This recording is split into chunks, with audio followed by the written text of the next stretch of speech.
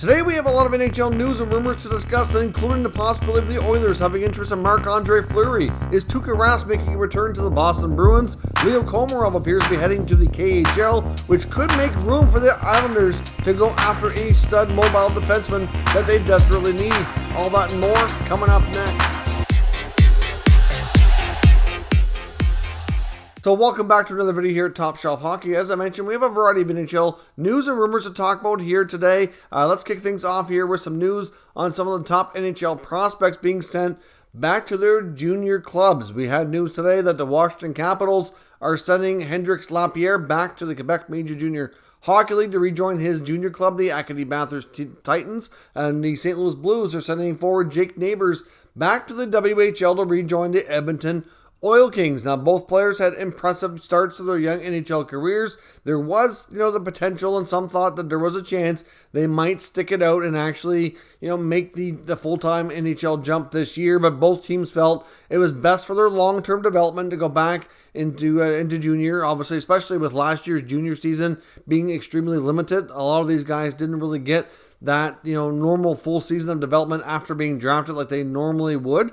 So certainly it's probably best in their long-term future development to do that. They probably would both have an opportunity, to play bigger roles for their existing clubs, likely playing the World Junior Championships, and really just further get themselves prepared for NHL careers next year and beyond. Now, on other news, the Ottawa Senators continue to have issues with COVID. We have another player entering COVID protocols. This time it's defenseman Josh Brown who's been added. We already have 4 or 5 other team members in that protocol situation, including Austin Watson, Connor Brown, Victor Mete, assistant coach Jack Capuano, and a few others. So this is certainly getting worse. Now, of course, the NHL is watching and monitoring this situation extremely closely. They really don't want to have to postpone or cancel any games, but if it gets to the point that they have to, then they will. But of course, we all know that if their NHL schedule is interrupted very much, it could end up, changing the fact of the NHL players going to the Olympics as well. We've seen a variety of teams have some small minor outbreaks, but for the most part, it's been able to be somewhat contained. This might be one of the worst situations we've seen so far this year, and we'll see where this goes, but hopefully they can get things under control in the very near future. The Vancouver Canucks are loaning defenseman Travis Hamonic back to the American Hockey League to play for their AHL affiliate in Abbotsford and recalling Jack Rathbone. Of course, Hamonic missed all of training camp due to personal reasons, which many kind of felt it was likely linked to being unvaccinated, and we'll see where this goes. This could be a situation still kind of connected to that. I'm not really sure. He has played in some games here for Vancouver, and obviously now it's time for Rathbone to get more of an opportunity here. A couple other quick things as well. Sasha Barkov has set a record in Florida. He is now the all-time goals leader in Florida Panthers history. And of course, the Florida Panthers, not a super old franchise compared to many NHL teams. He now has 189 career goals, passing former record holder Olli Jokinen, of course, who played a long time for the Panthers quite some time ago earlier in their existence. But of course, many other franchises like the original 6 and earlier expansion teams from the late 60s and 70s certainly have much more history. But teams like Florida and the more recent expansion teams from the later into the 90s and early 2000s certainly don't have that longevity yet. So breaking records is a little bit easier, but still he's been one heck of a player for them ever since he's been drafted. Became a young captain and is obviously going down as one of the all-time greats in the franchise. And he still has tons of career left ahead of him, including a long-term contract that he just recently signed. He's still relatively young. So Barkov has been phenomenal for the Panthers. A couple of other items here as well, including Nathan MacKinnon is going to be out for approximately 3 weeks with a lower body injury. The Avalanche have not had a great start to the season. This is just going to be another blow in that regard, between a little bit of COVID issues and injuries and not getting the best goaltending at times. They find themselves behind the 8 ball out of a playoff spot early, and without MacKinnon, it could snowball and maybe even get a little bit worse before it gets better. But hopefully things get turned around with the Avs. Wouldn't be surprised, though, as we're going to talk about a little bit later in the video. May not be right away, but we could see them possibly make a trade to try to shake things up and get this team back on track. I still think they have a lot of the great pieces there to be cup contenders, but they've had a lot of things kind of go wrong early in this season.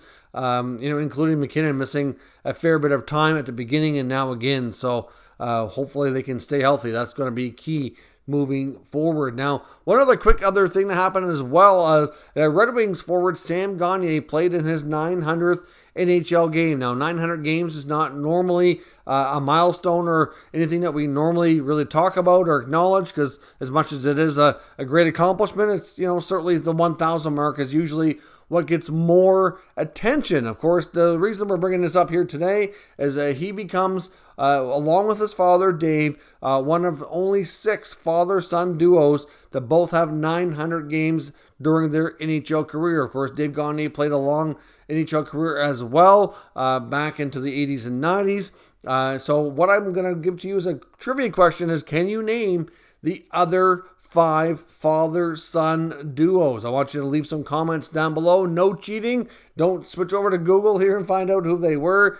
Give me your best answers based on your knowledge of the situation. Actually, maybe I'll give you one as a helper here. And actually, that would be the Howe family, between Gordie Howe and his sons, and Mark Howe especially. They have over 900 games apiece. Of course, Gordie Howe, many more than that, but there are 6 in total now with the Gagners, and you have the Howes. Who are the other 4? So I'll be reading through the comments and see who can get this trivia question correct. Before we go further in the video, I do want to pause for a moment and acknowledge our channel sponsor, Manscaped. Top Shelf Hockey is proud to be sponsored by Manscaped. And guess what? Hockey fans are buzzing because hockey is back. Want to know what else is buzzing? The Lawnmower 4.0 from our friends at Manscaped, who are the global leaders in male grooming, trusted by over 2 million men worldwide. I highly recommend the Performance Package 4.0, which includes their new state-of-the-art Lawnmower 4.0, as well as some other great features. The lawnmower itself has a 7,000 RPM motor, a new multifunction switch that can engage as a travel lock, gives you the ability to turn on an LED spotlight as well for a more precise shave. Also, as I've mentioned on numerous occasions before, Manscaped is about much more than just a trimmer. They have everything, all aspects covered in male grooming, including some great formulations like their brand new ultra premium body wash to keep you smelling great all day long. It's certainly a big hit here. I absolutely love it. They also have other exfoliators and gels to keep all aspects of your grooming needs covered. I highly recommend you check out manscaped.com. Use promo code TSH for 20% off and free shipping. That's 20% off and free shipping at manscaped.com using promo code TSH. So thanks very much for watching that promotional content. I do greatly appreciate it. Also, I just want to take a quick second as well and just thank our channel membership holders for all of your recent support, as well as anybody who's bought the merchandise. T-shirts and hoodies have been selling at a good rate, so we greatly appreciate that, as well as some of you have given the super thanks as well. It's kind of like a tip jar. I greatly appreciate all of your support. Now, moving into the rest of today's content, I just want to talk a little bit about Tuuka Rask. Will he be making a return and going back to the Boston Bruins? It does appear like the door is very much open, as both parties, the Bruins and Rask, have said many months ago at the end of last season into the offseason. Rask, of course, had a major hip surgery. He has been spotted recently at the Bruins practice facility. He's been skating with the team. No, he is not signed. He does not have a contract, but obviously he's certainly welcome to come and work out with the club. So you have to think, based on that there's a real possibility that we may see him join the Bruins and obviously give them some goaltender insurance. Of course, Jeremy Swayman, I think, has been pretty good. I know Linus Ullmark didn't have a great start to his Bruins career after getting a longer-term, bigger money deal. Of course, if they need to, they can send Swayman to the minors. But of course, to do that, they'd have to be comfortable, running with Rask and Ullmark between the pipes. So we'll see what they want to do. Rask had made it perfectly clear before that this was not really about money. It's just his desire to continue playing, trying to get another, playoff run, hopefully a Stanley Cup to his name before he retires. So certainly that's what Rask is looking for in this regard. So it wouldn't be surprising if he does sign a contract fairly cheap, some kind of veteran deal, maybe with some bonus options in there as well once he's ready to go. But at this point, it's not really clear exactly when Tuuka Rask is going to be ready. But the fact that he's skating and working up with the club certainly looks promising.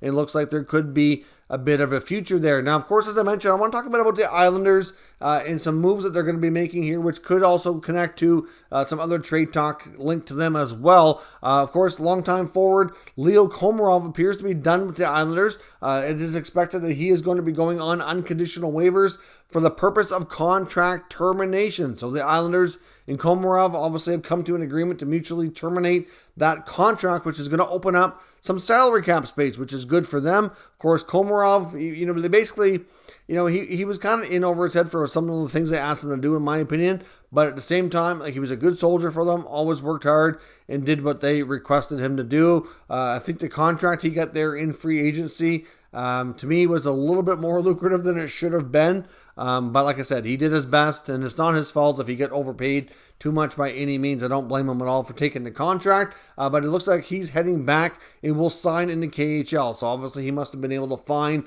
a comparable deal so he wouldn't really end up losing much of any money at all. So that's obviously good from him from a financial standpoint. He'll pick up where he left off here and go to the KHL. But between that move and the recent trading of the Johnny Boychuk contract, that certainly puts the Islanders in a much better salary cap situation that maybe they could actually go after and make a trade to improve their blue line. Fair to say that the Islanders so far have really been relied upon to get really solid goaltending, which they've thankfully gotten more often than not, which has obviously put them in a good spot so far here early in their season. But they could use another mobile blue liner for sure. I mean, they have a couple of veteran guys back there like Chara and Green, which to me are just not capable anymore of playing the big minutes and taking on a bigger role. They should not probably even be playing like every single game. They should be probably rotated and kind of use more of a load management approach to make sure that both of those players are, fresh enough and able to handle what they're given for responsibilities during a game. And obviously last offseason when they traded Nick Leddy, they had to do so for cap reasons as along with the expansion draft.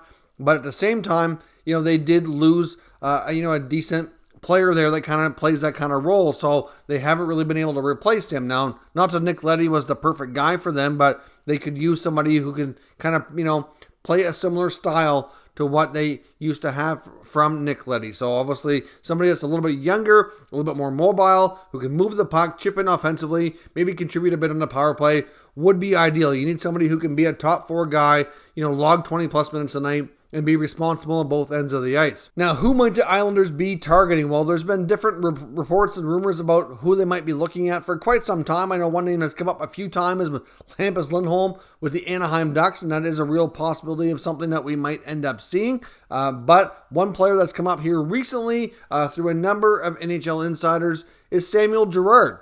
Samuel Girard is a defenseman with the Colorado Avalanche, who certainly has a longer-term contract, making around $5 million.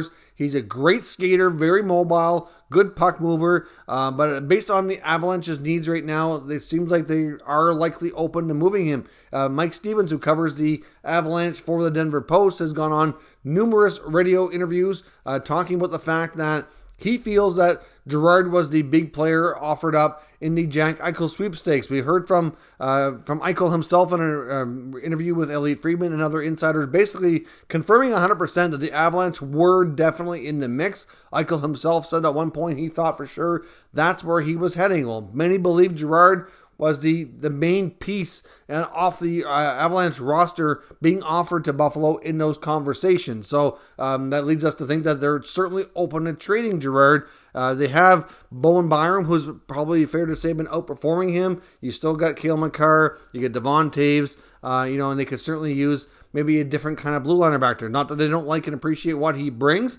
but based on how things went in the playoffs last year, I don't think they were overly happy with his performance, especially in this series against the Vegas Golden Knights. As I mentioned before, I said it in the playoffs then too, and in the offseason, I said Girard is a good defenseman, but I think he needs to be better situated because the situation he was playing in for the Avalanche, he was getting pushed around a lot back there and just kind of fell out of favor in my opinion. And I think they just needed a different kind of defenseman. Well, obviously Islander fans don't want to necessarily hear that he'd be a good fit there if he's going to get pushed around and all that. But they have some other defensemen who can kind of, take on that role where the Avalanche were missing that. So Girard was kind of put, in my opinion, in not the best set of circumstances where he had to play more minutes and different situations that really weren't best suited for him. They have, your Pelech and Pulock defensemen who can take on not more of the defensive responsibilities, so they can kind of shelter him and put him in more offensive zone starts, and